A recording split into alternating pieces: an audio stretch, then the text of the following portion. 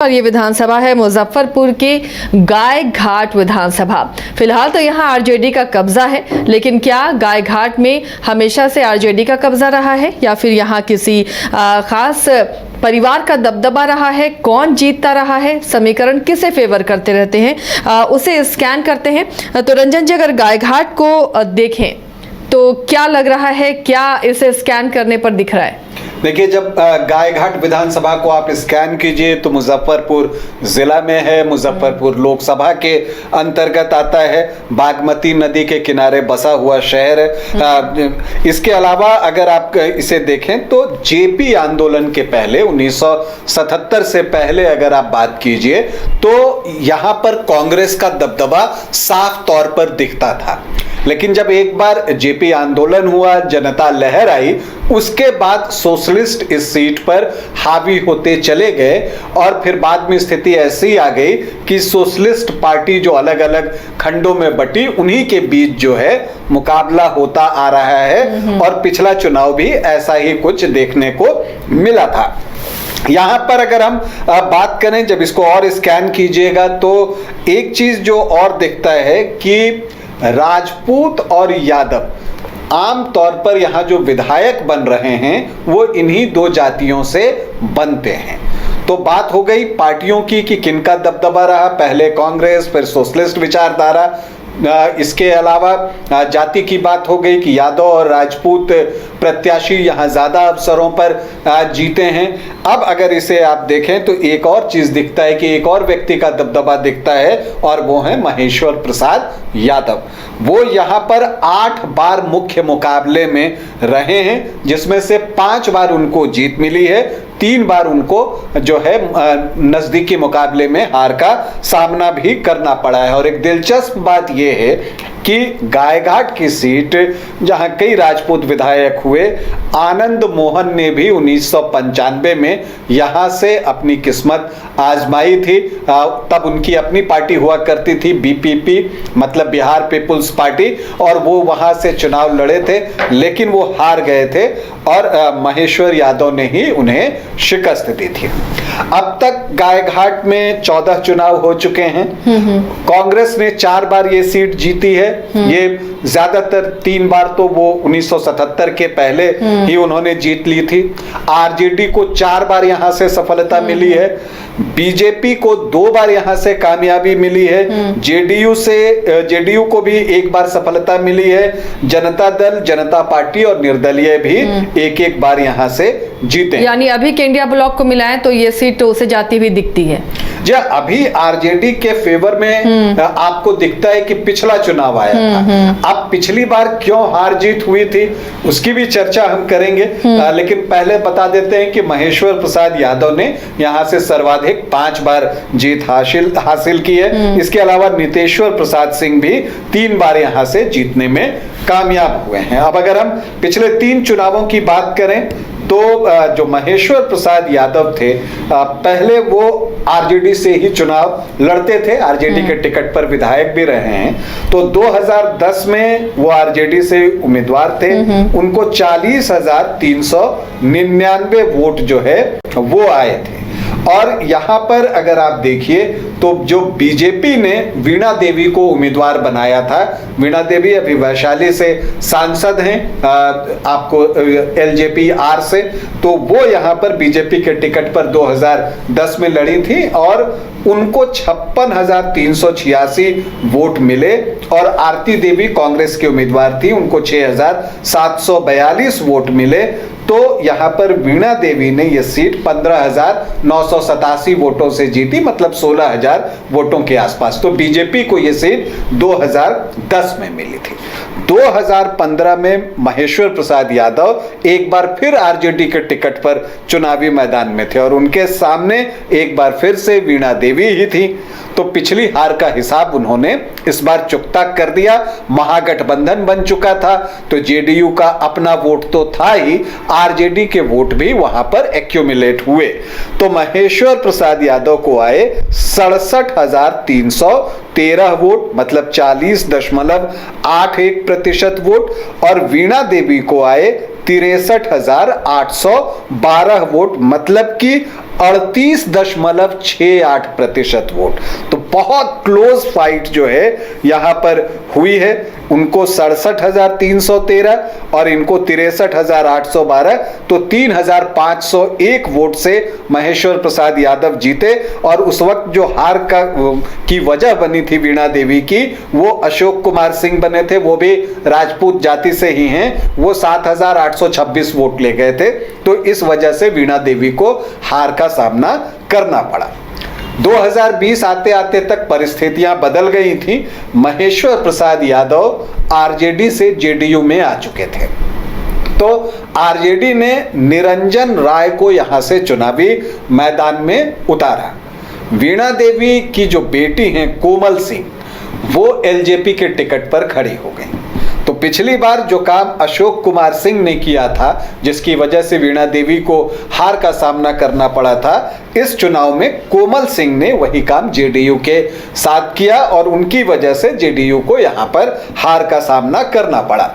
निरंजन राय को 59,778 वोट आए, जबकि महेश्वर प्रसाद यादव को 52,212 वोट आए।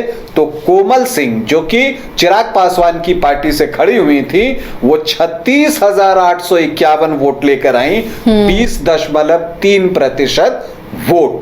तो जो जीत मिली निरंजन राय को 7,566 वोटों की। तो अगर कोमल सिंह खड़ी नहीं होती तो महेश्वर प्रसाद यादव एक बार फिर से जीत सकते थे। तो ये चीजें जो है वो दिखती हैं। अब इस बार हम पहले जातीय समीकरण पर बात कर लें, फिर संभावित उम्मीदवारों की भी चर्चा करेंगे। यहाँ का जो जातीय समीकरण है एक अनुमान के अनुसार है ये। उसके अनुसार अगर आप देखिए तो जो एससी वोटर्स हैं वो 16.4% हैं, जो मुस्लिम वोटर्स हैं वो 9.5% हैं, यादव यहाँ पर 13 से 14% हैं, राजपूत 8 से 9% हैं, भूमिहार भी ऑलमोस्ट इतने ही हैं, 8 से 10% के बीच कह लीजिए, 9-10%। ब्राह्मण जो हैं वो 4-5% हैं। तो जो सामान्य जाति के वोटर्स हैं वो 22 से 25% के आसपास पहुंच जाते हैं। यहां पर मल्लाह वोटर्स जो हैं वो बड़ी संख्या में हैं। सिर्फ सहनी सरनेम आप देखिए तो 11% लोग हैं, तो उनकी संख्या 12 से 13% के आसपास होगी। इसके अलावा कोयरी कुर्मी भी 11-12% हैं और वैश्य भी 7 से 7.5% यहां पर हैं। तो ऐसी स्थिति में देखते हैं कि किसी भी एक जाति का वोट ऐसा नहीं है कि 20% से ज्यादा है कि वो अकेले दम पर जो है वो चुनाव जीत कर चला जाए। लेकिन यह दिलचस्प है कि ये इस जातीय समीकरण में भी ज्यादातर जो उम्मीदवार आज तक जीते हैं वो राजपूत रहे हैं या यादव ही रहे हैं, अन्य जातियों से यहां पर उस तरह से विधायक नहीं बने हैं। तो ये एक जातीय समीकरण है जिसमें आरजेडी को MY पर भरोसा है 23-24%। इस बार वो सहनी वोटर्स को अपनी तरफ देखना चाहेंगे तो वो 12 से 14%, तो 36 से 38% का ये आंकड़ा पहुंचता है। पिछली बार निरंजन राय भी यादव, महेश्वर प्रसाद यादव भी यादव, कोमल सिंह राजपूत थी और ये वोट उधर गया था, एनडीए फोल्डर से ये वोट टूटा था। तो जो सामान्य जाति, इस बार जो एनडीए को उम्मीद होगी, सामान्य जाति के जो 22-24% वोट हैं वो जो कोयरी कुर्मी हैं नीतीश कुमार के नाम पर 11-12%, वैश्य 7-7.5%, तो वो 40-41% का आंकड़ा पहुंचता है। तो ऐसी परिस्थिति में जो दलित वोटर्स हैं और जो अन्य ओबीसी ईबीसी जातियां हैं वो निर्णायक होंगी। और अगर मान लीजिए कि मुकाबला यादव वर्सेस यादव जैसा कि पिछली बार हुआ है वैसा नहीं होके यादव वर्सेस राजपूत होता है, तो जो गैर यादव और गैर राजपूत वोटर्स होंगे वो तय करेंगे कि यहां का विधायक कौन बनेगा। अब इस बार संभावित उम्मीदवारों की बात कर लें तो एक महेश्वर प्रसाद यादव तो जेडीयू की तरफ से दिखते ही हैं, लेकिन हो सकता है कि चूंकि अब उनकी एक उम्र भी हो रही है तो हो सकता है कि वो चुनाव न लड़ें, तो उनके बेटे प्रभात किरण जो है वो यहां से चुनाव लड़ सकते हैं। चूंकि यहां पर आप ये भी देखिए कि राजपूत यहां से लड़ते रहे हैं, तो ये भी चर्चा है कि जो वीणा सिंह की बेटी कोमल सिंह जो हैं वो इस बार यहां से चुनाव लड़ सकती हैं। और एक बार चूंकि यादव वर्सेस यादव में जेडीयू को शिकस्त झेलनी पड़ी है, तो इस बार हो सकता है कि यादव वर्सेस राजपूत की ही जो है यहां पर प्रत्याशी दिए जाएं कि इन दोनों जातियों से यहां प्रत्याशी हो।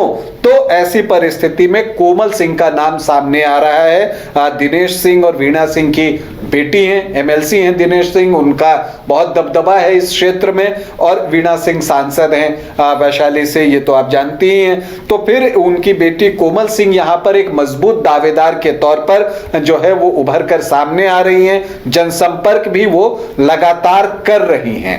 लेकिन एक बात है कि आप एक चीज और देखिए कि जो महेश्वर प्रसाद यादव है वो आरजेडी से भी चुनाव लड़े हैं, वो जेडीयू से भी चुनाव लड़े हैं। और हुआ क्या है कि अगर मान लीजिए कोमल सिंह जो है वो एनडीए फोल्डर से चुनाव लड़ती हैं, अब वो किसी भी दल से लड़ सकती हैं, वो बीजेपी से लड़ सकती हैं, एलजेपी से लड़ सकती हैं, लेकिन ज्यादा संभावना है बीजेपी इस सीट को मांगेगी अपने लिए। तो अगर वो कैंडिडेट बनती हैं तो कहीं ऐसा तो नहीं कि महेश्वर प्रसाद यादव एक बार फिर से अपना पाला बदलते हैं, ये देखना जो है वो दिलचस्प होगा, क्योंकि पास्ट में इस तरह के रिकॉर्ड देखने को मिलते हैं। और अगर ऐसा होता है तो आप ये भी जान लीजिए कि महेश्वर प्रसाद यादव का इस क्षेत्र में जो उनकी प्रतिष्ठा है वो बहुत अच्छी है और लोग उनको पसंद करते हैं। यही वजह है कि वो 5 बार यहां से चुनाव जीते हैं। तो वैसी परिस्थिति में एनडीए के लिए एक मुश्किल सामने है कि वो प्रत्याशी बनाए तो किसे बनाए। तो यहां पर अगर आप देखिए अब आरजेडी से तो निरंजन राय चूंकि सिटिंग एमएलए हैं तो उनका स्वाभाविक दावा है, लेकिन इसके अलावा भी कुछ लोग हैं जो यहां से चुनाव लड़ना चाहते हैं। डॉक्टर शेखर सुमन हैं, वो भी यादव हैं, चंदन यादव के नाम की भी चर्चा होती है। तो अब देखना है कि कौन सा उम्मीदवार जो है यहां बनता है, जनसुराज किसे अपना उम्मीदवार बनाता है, चूंकि 3 कैंडिडेट तो आपको स्ट्रांग दिख ही गए, 2 गठबंधन 2 को ही टिकट दे पाएंगे, तो तीसरा कहा जाएगा, इस पर भी बहुत कुछ निर्भर करेगा। तो अभी कुछ सस्पेंस यहां पर है। जब धीरे धीरे जो है इस रहस्य पर से पर्दा उठेगा, उम्मीदवारों के नाम की घोषणा होगी, तब गायघाट को और अच्छे से विश्लेषित किया जा सकेगा, उसका एनालिसिस किया जा सकेगा। लेकिन फिलहाल तो ऐसा लगता है कि यहां जब दोनों के जो बेस वोट हैं उनको आप देखती हैं तो उसमें बहुत का फर्क जो है वो नहीं दिखता है। स्लाइट एज अगर सामान्य जाति पूरा के पूरे बीजेपी की तरफ आ जाते हैं और कोयरी कुर्मी, तब स्लाइट एज आपको एनडीए को दिखेगा, लेकिन वो स्लाइट एज है और ऐसा होता नहीं कि पूरा का पूरा वोट ट्रांसफर होता है। तो ऐसी परिस्थिति में अभी बिल्कुल नेक टू नेक मुकाबला है। अब अगर इसमें जो तीसरा कैंडिडेट अगर किसी और पार्टी से लड़ता है तो वो तय करेगा कि यहां का विधायक कौन बनेगा।